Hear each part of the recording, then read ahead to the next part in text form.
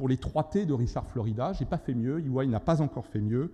La tolérance, le talent, la technologie. Et ce mélange des 3 T, talent, technologie, tolérance, c'est ça qui fait le génie des 3 lieux métropolitains que vous voyez s'afficher ici, avec, je dirais, une course au coude à coude entre les 3 grandes métropoles dans des stratégies et des spécialisations très différentes. Mais ce qui nous a intéressé, c'est les up-and-comers, les challengers, et pour une raison peut-être tout à fait liée à l'enthousiasme de Chiara Milan, mais parce qu'aussi Milan a construit une stratégie, la poursuit, investit énormément sur une stratégie événementielle. L'événement au service de la créativité. Bien d'avoir des idées, d'inventer, mais il faut les déployer et faire venir le monde parce que ce ne sont pas forcément des créations et des inventions qui peuvent s'exporter rapidement. Et donc, autour de la mode, de l'art, de la pub, du design, de l'exposition universelle, c'est une bonne idée.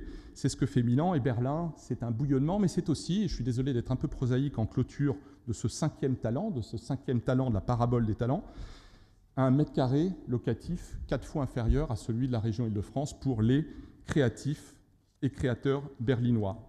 Et donc, en conclusion, j'avais dit que je serais bref, je pense que je l'ai été.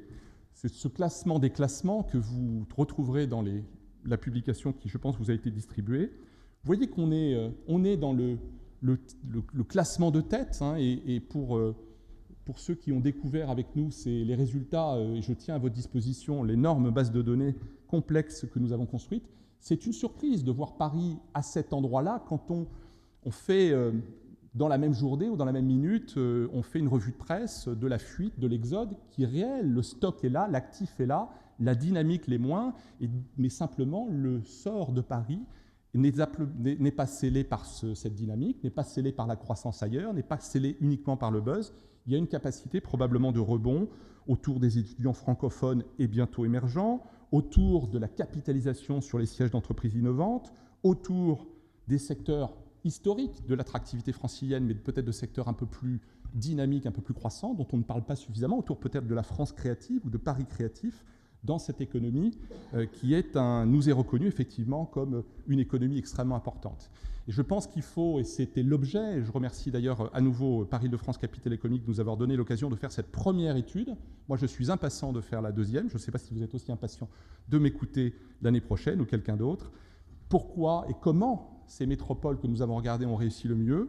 Je conclurai là-dessus. Parce qu'elles sont ouvertes, elles ont la confiance, le courage et l'audace de l'ouverture, et très proactives, très proactives.